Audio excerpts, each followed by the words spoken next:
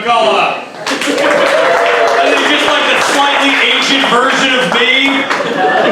He's me after this whole thing doesn't work out. You know what I mean? All right, New Brewing here on it's Thursday, right? Friday night. I'm real high already. I mismanaged my substances. No, this is gonna be great, guys. It's gonna be great. All right, what should we talk about? Oh, a little bit about me, New Brewing. I have two moms. I have lesbian moms. Yeah, give it up for that. I've been living in Iowa City so I'm used to applause whenever I say that. Which it's like I didn't do anything to earn that, but thanks. Like it's nice to know. But yeah, I do have lesbian moms. If you couldn't tell from everything I'm wearing, this entire getup is a hand-me-down, including the beard. Just everything I do.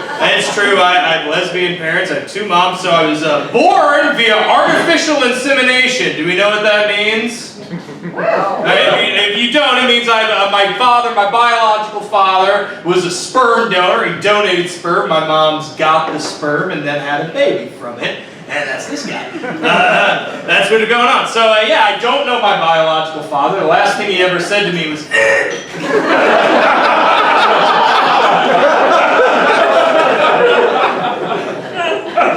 my mom loves that joke. She's like, fucking A, that's all he had to do with it. Fuck men, yeah. But I won't. But no, I have lesbian parents. It's nice. I remember when I was a kid, though, I was in elementary school, and one of my friends came up to me and said, Colin, you have lesbian parents. And I said, yeah. And he goes, so which one is the guy and which one's the girl? And I said, I don't think you know what lesbian means. Traditionally, they're both girls. I'll tell a quick story. I went to, when I was about 14 years old, I went to a rally with my mom and one of my older sisters. I went to a gay marriage rally. It was right before gay marriage was legalized in the state of Iowa, about 2010 or so. By the way, we were the third state to legalize gay marriage here in Iowa, and now trans kids can't play sports. If you wonder why that's anyone's fault, read a fucking paper. I don't know. But anyway, sorry, that went out. Anyways, I went to this rally with my mom and my older sister in Des Moines, Iowa. I went to this rally. We were in this park, this gay marriage rally. I showed up, and just to paint a picture for you folks here at Thew Brewing, I had the look and general energy at this time, the same look and general energy as the catcher from the movie The Sandlot. You know what I mean when I say that? You know the character I'm talking, the one whose name was Ham.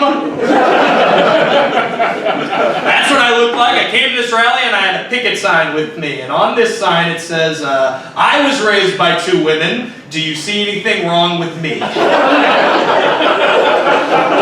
I agree, a little wordy. Could have done with a good MLA proofread.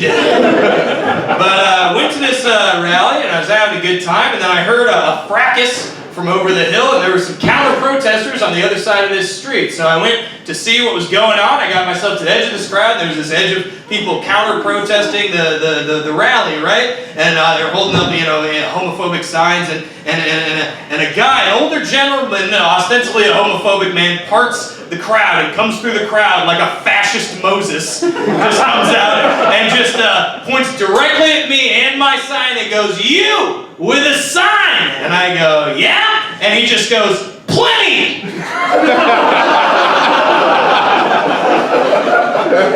I go, "What?" And he goes, "The Great Hambino!" Fuck that guy. What else should we talk about? I know, let's talk about my grandmas. That's always a good thing to chat about. I got a couple grandmas. My G-Ma on one side of the family. My G-Ma is the most badass person I've ever met, and I've met Pat Benatar. So, hit me with your best shot. That joke does not do well in Iowa City. None of them get it. So I had my G-Ma G-Ma's a very badass woman, though. I'll tell you a quick story about my G-Ma. It takes place in Iowa City back in the 1980s after a home Iowa Hawkeyes football game. Dan, my G-Ma and my mom were hanging out on the Ped Mall in Iowa City. We all know the Ped Mall. They were walking around there after games, swinging from an open bottle of Moscato d'Asti. You know what I'm talking about? That wine with the blue translucent bottle with the white vines, you know. The divorcee special, we call it in my family. It's good for mimosas and sadness. We're on the Ped Mall swinging from this body, and an Iowa City police officer comes up to my G-Ma and says, ma'am, we have an open container law in this state. You can't be swigging from that just out in public. So you're going to need to give that to me or throw it away. And my G-Ma just goes, ha, okay, nerd, and keeps on drinking. Again, badass. Cop gets in her face again and goes, ma'am, I am serious. If you don't give me that bottle or throw it away, you are going to jail. My G-Ma very dutifully holds the bottle out, and as the cop reaches for it, she just fucking drops it on the ground. Just gets shattered all over his dumb fucking cop shoes. And he's just there like, oh, are you kidding me? And my G-Ma, who was about this tall at her biggest, gets right into his eyes and says this verbatim. And this sums my G-Ma up better than anything else I could tell you. She just goes, I don't know who your mother is, but I know she doesn't love you.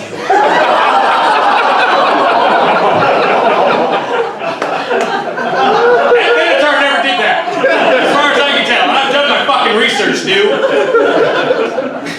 The funniest part is that, and that story is that my grandmother then was taken to jail. It's a pretty fun lady. My other G-Ma's cool too, not as cool, but my other grandma's pretty cool. My other grandma is a child of German immigrants, and she was raised during the Great Depression. In other words, she is allergic to smiles. No, Grandma was a cool woman. She's simultaneously the sweetest woman and the most like hardcore woman ever. Like she grew up on a farm. She's like if Betty White was in Knob. You know, instead of a nice pearl necklace, she's just got a bunch of ears on a string. She's like, you don't know, I see Charlie in my dreams. I don't want to bring down the room or anything, too, but I do have to tell you, a couple months ago in November of 2021, my G-Ma passed away. She was 89 years old. Yeah, you can say, oh, but that's kind of what grandmas are supposed to do. Okay, sorry. I'm sorry, I lost grandparents as an adult now, and I lost grandparents as a child. And when you're a child, it's traumatic. When you're an adult, it's just life. Like, it's sad, it's true though. Like, but anyway, okay, I lost some of you on that. You didn't want to hear that. See, you're like, it's April Fool's Day. You're not being very fooly, Mattox. It's Mattox, by the way, Wes. That's my last name. But at any rate, I had to go to this funeral. Both of my grandmothers, by the way, devoutly Catholic women. Irish Catholic, German Catholic, very devout women. So I had to go to my G-Ma's funeral and got to part in the Catholic Mass. Do we have any other Catholics here? Catholics, laugh, Catholic, clap. It's okay if you don't want to admit it. I generally don't either. But no, we've got to go to a Catholic Mass and get to the point of the Mass where the priest always says things and then you're supposed to say them back. The priest says something, you're supposed to say it. And I don't remember any of the responses. I didn't remember it from the funeral. I felt horrible, so I just hummed. He was like, peace be with you. And I was like, peace also with you. You know, and I felt horrible and I left that because my grandmother was a good Catholic and I don't really do any of that anymore, but I felt bad. So I left the church that day going, no, Colin, by the time your next devoutly Catholic grandma dies, you are going to know the goddamn responses. And my other grandma gave me all of a month and a half before she died. Like, I'm a quick study, not that quick, guys. Like, I'm only human. I don't know what her fucking hurry was. She was like, I bet there's bridge and Werther's Originals in hell. Peace out, guys. Like, so I had to go back. Catholic church, big Catholic Mass. This time I had a plan. I got real fucking high beforehand. Which is probably not a good idea, but it seemed, I was like, you know, going in there, I was like, I don't want to feel, you know, anything. You know, so I'm just going to take myself out of this situation, you know, mentally and emotionally. But it is a bad idea, ultimately, I think, because I was a pallbearer at the wedding.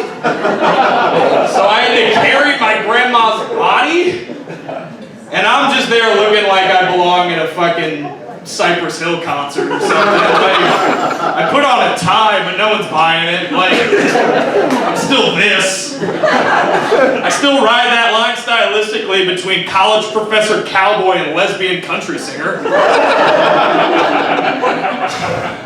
I like this aesthetic though, I think it suits me.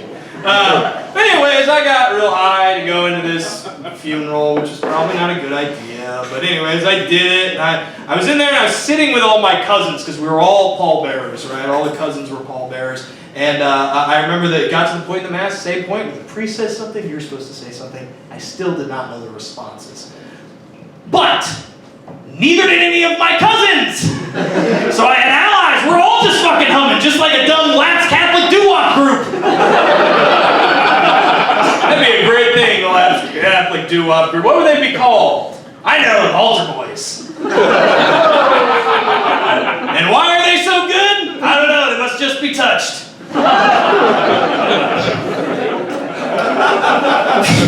Such a dumb joke.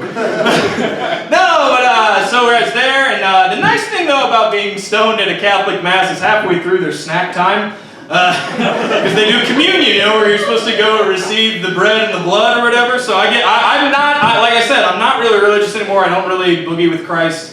But I was at the mass and then I was hungry enough. I got to the middle. I was like, oh shit, some food would be good right now. All right, old Tone, let's get up there. I think I'm worthy to receive.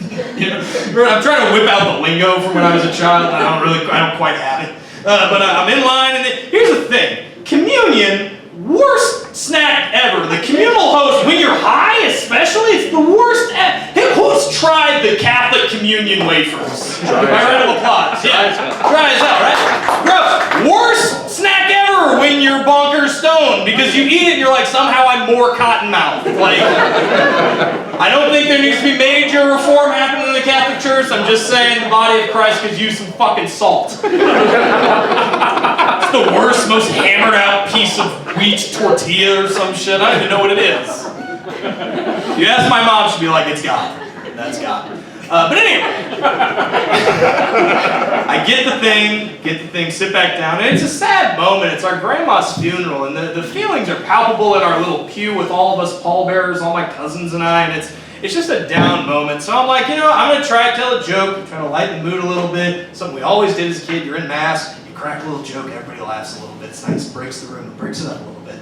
So the only thing I could think of, because again, stoned, was, hey guys, why are we called pallbearers when Grandma's name was Phyllis?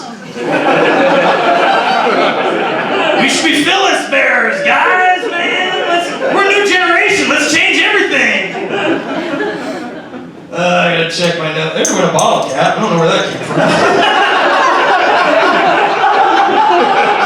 from. What beer is it? Keaton Ichiban. Okay, cool. I don't remember drinking that either. This is a new jacket too. I just got this 2 days ago. Is Memento about me? If Memento's about me, and you all know what you have to tell me, okay? Alright. I'm gonna run through some things that are making me upset lately, okay? Is that okay with you guys? We'll round it up and I'll get the fuck out of here. I'm fucking done with the English royal family. I'm done with them. Clap if you agree. Yeah.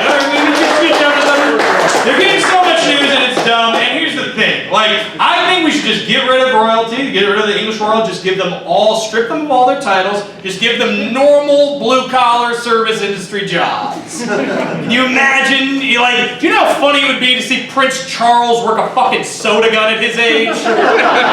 He's just spraying ginger ale all over patrons, going, oh, I'm so terribly sorry, miss. I usually only ever use these hands to deliver children to my brother for fucking. Yeah, Mattox getting hot on the mic. Bringing that royal news to you.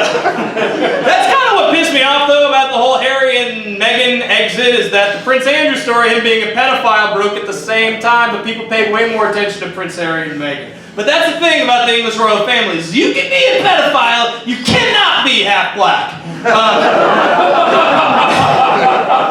But this is the thing, I did that once and I said, you cannot be black, and someone yelled from the back, half black!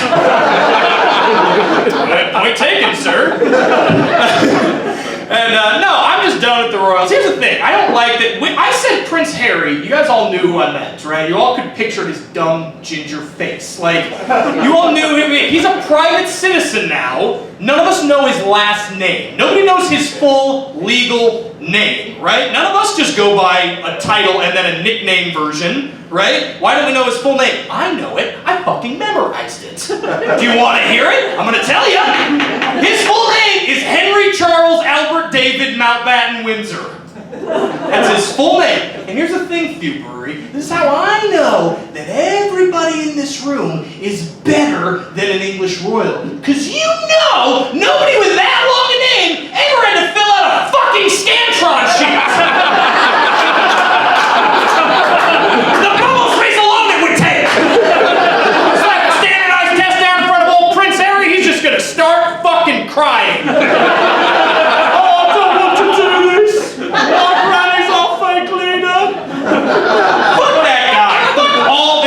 People while we're at it. Fuck the English as well.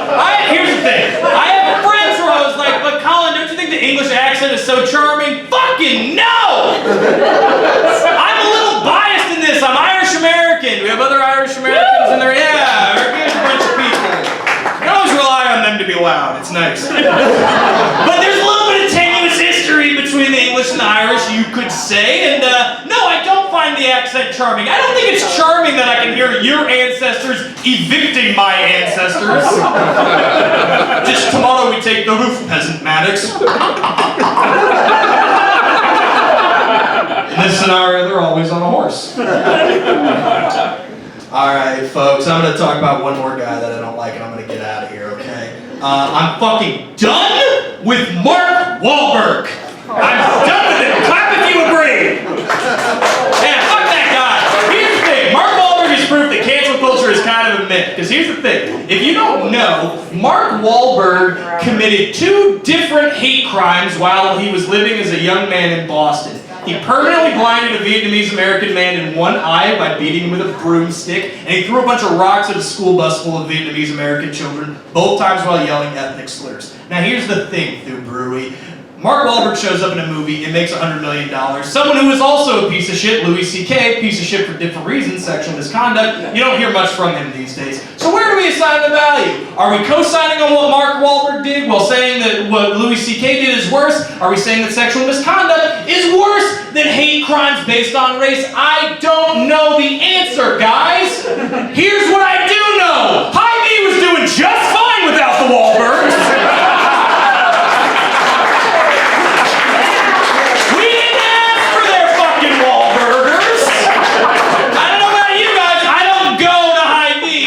Shitty, dry, racist burgers.